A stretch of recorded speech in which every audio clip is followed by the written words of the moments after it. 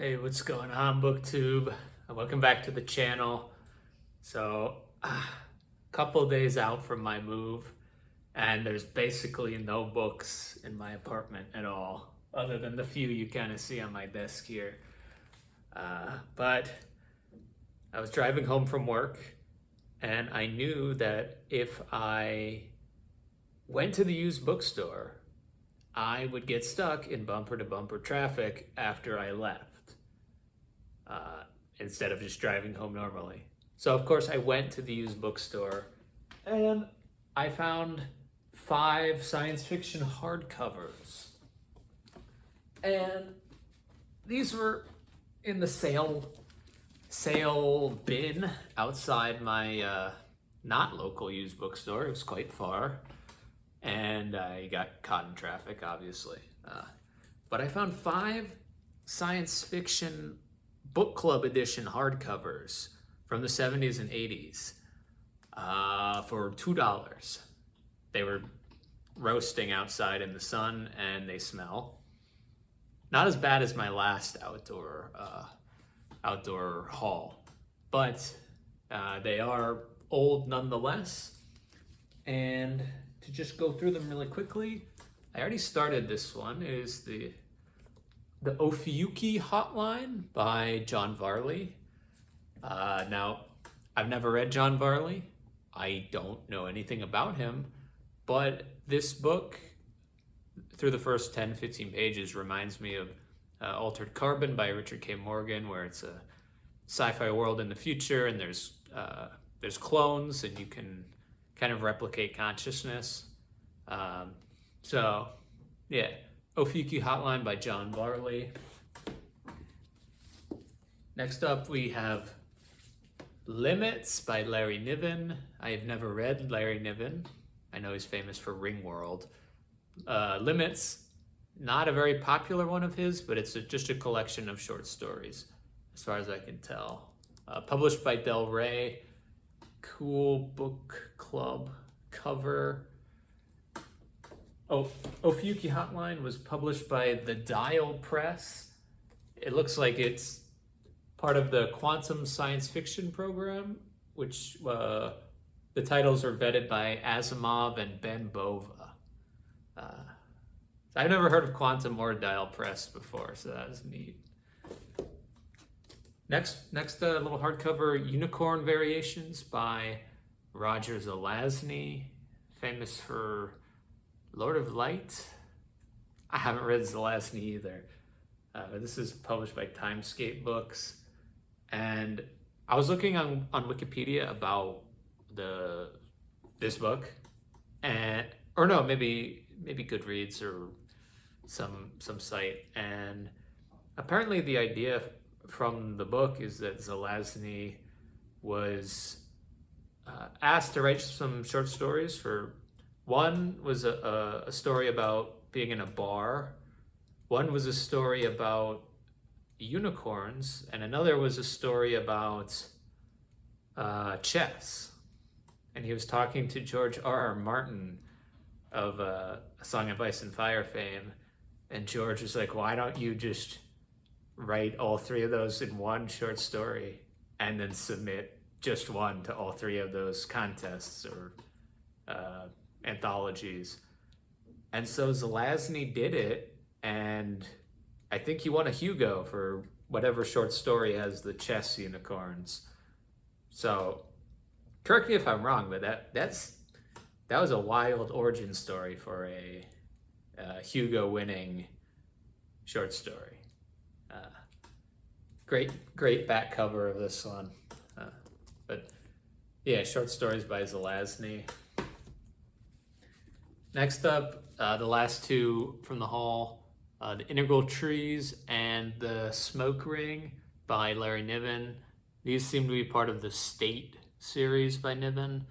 But apparently I'm missing book 1, but I couldn't tell if book 1 was necessary to read these 2. This one being a sequel of this one. So, I don't know, but I just got them because you get a deal if you get 5 from outside. So yeah, that was really cool to get all these book club hardcovers, science fiction. I'm really getting into 20th century sci-fi, mid 20th century sci-fi, and these are all 200 pages ish, so I can knock them out in like not that long. I don't know if I'll read these 2 Nibbin ones anytime soon, but these 3 will be on my radar soon. Anyways, enough with the book haul. I wanted to talk to you guys about 2 recent reads I did. One science fiction and one mystery. So,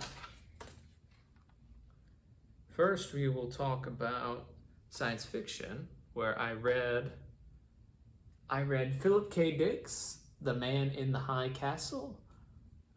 This book is from, gosh, I forget, 1962, I think.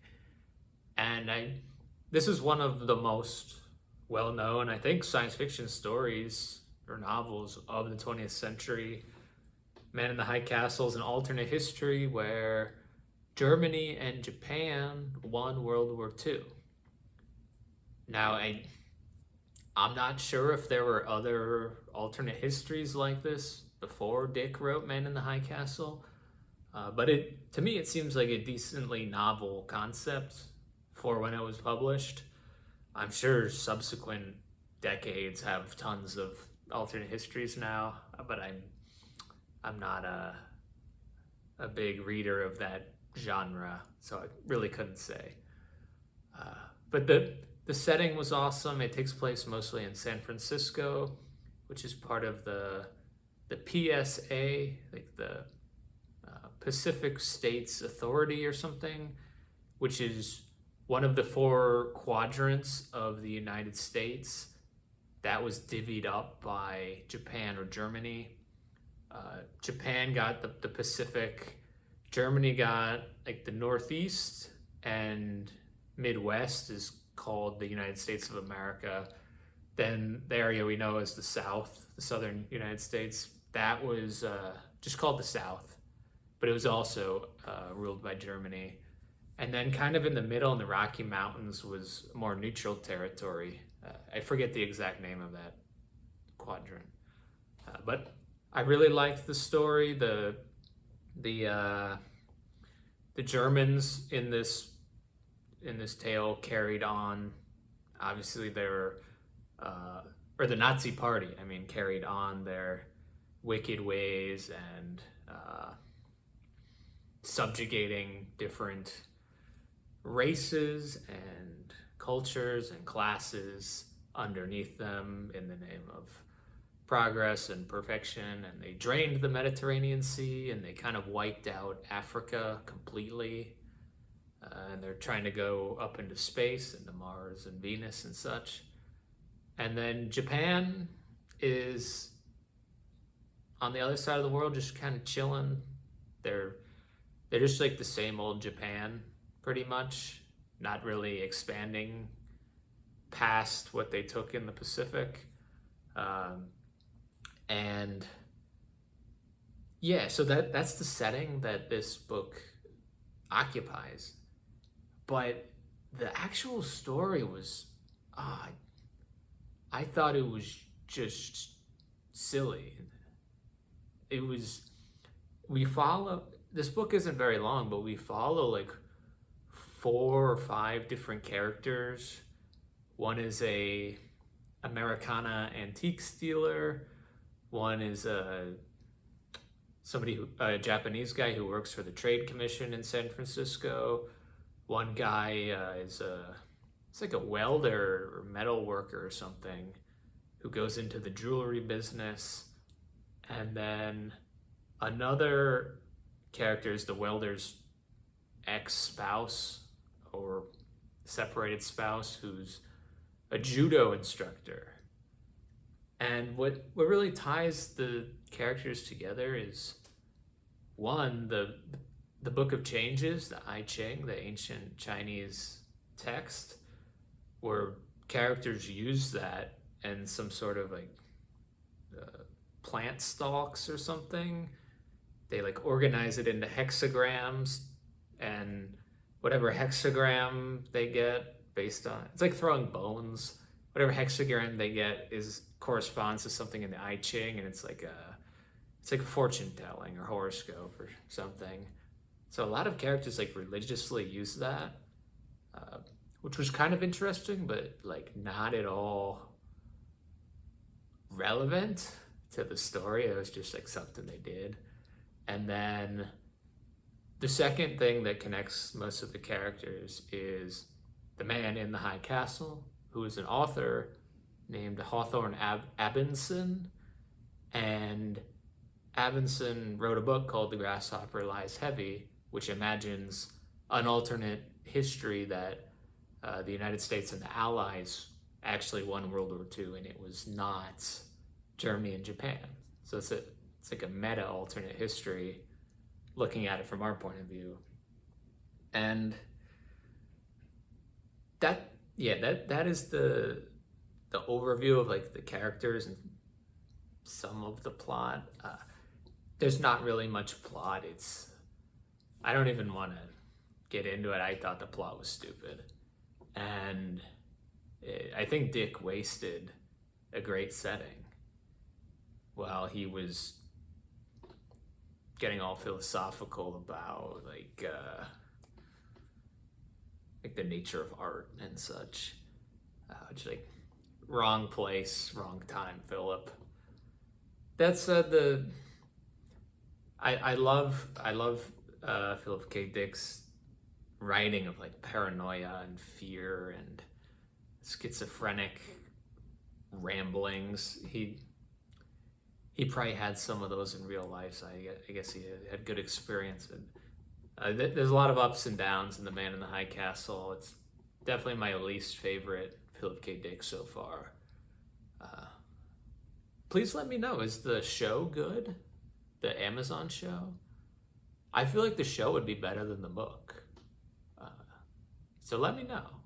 Or if you have read this and you liked it, can you like give me a hint about what you liked about it? Because I really like Philip K. Dick, and sometime in the future I'd love to give this another shot if I like miss something somehow. So yeah, let me know your thoughts on Man in the High Castle if you have any. So that was one book, and then another book that I read recently was my third John le Carre novel. And this is a crowded cover. If you see at the bottom, this is A Murder of Quality. A Murder of Quality, which is a George Smiley novel. That is John le Carre's most famous character. George Smiley is a short, fat British spy in Cold War Britain. He formerly worked for MI6, and I haven't read further books. I've only read 3 of these books, but in the first 2 books, Smiley quits the Circus, which is the spy agency in Britain, and he's kind of operating in a retired self. So A Murder of Quality, it's from 1962. It's le Carre's second published work after Call for the Dead, which also features Smiley. I thought Call for the Dead was fine. It wasn't espionage. It was more of just a mystery, and then near the end it kind of tied in some espionage happenings with former spies from World War II actually becoming involved in the plot. But this, A Murder of Quality, I believe it's the only George Smiley novel to not feature any espionage at all. So the main story for this is George Smiley he's just hanging out. He is retired, or he quit from the intelligence service, and he's approached by an old friend from the war who runs a Christian newspaper. And somebody had written the lady at the Christian newspaper and said, I think my husband's trying to kill me. And the newspaper editor was worried, so she asked Smiley to look into it. And Smiley calls the town where this is happening, and he finds out that the woman is dead. She was murdered. So Smiley goes to the town being, I believe it's fictional, it's called Carre, and it features a boys' boarding school called like the Carne School or something. And the main overlying theme of this book is, other than the mystery, is kind of Le Carre's dissatisfaction with the British educational system, especially boarding schools, which Le Carre went through as a kid. And the whole thing is, it's called like town versus gown. Town being the actual townspeople, and gown being the academics. So there's a lot of friction there, and resultingly, it's hard for the police to get an edge in on this murder, because the lady who was murdered was the wife of one of the professors here at Carne School. So Smiley has to go, well, he doesn't have to, but he's doing a favor. He goes to the town and he helps out with the local police department while posing as an obituary writer for the Christian newspaper in London. So he gets a little more access than the police. So you're trying to figure out who killed the lady, and there's a lot of twists and turns and red herrings and such. So it was an okay novel, a decent mystery. I thought it was really, really readable. I liked John Le Carre's writing. I sped through this. Maybe I went a little too fast, because at one point I read a monologue and I didn't realize that the speaker was lying, and it really pissed me off when we figured out that it wasn't the truth. Because sometimes I guess I'm a little gullible of a reader, so when that happens, when somebody's being subversive and I don't pick up on it, it annoys me. But that's my fault, of course. And I know mystery authors are trying to trick you, so it can be easy to fall into those pitfalls. But overall, A Murder of Quality, a decent mystery novel. I know Le Carre has a lot better novels. Like, I really enjoyed The Spy Who Came In From the Cold. That was clearly superior to A Murder of Quality. But if you're looking to go through Le Carre's backlog, Call for the Dead is fine. I thought A Murder of Quality was a little better, actually. But I've seen online Call for the Dead being rated higher, probably because there's some espionage elements there. I'm sure the lower ratings for this is just that people were expecting from a Smiley novel that there would be spy stuff, which there wasn't at all. So that's it. Thanks for watching, BookTube. I don't know if I'll make another video here. I think I keep saying that, but pretty soon it'll just be a blank wall and no books, and I'll just be sitting on the floor, and we can chat about something else, maybe. So, yeah, I'll talk to you later.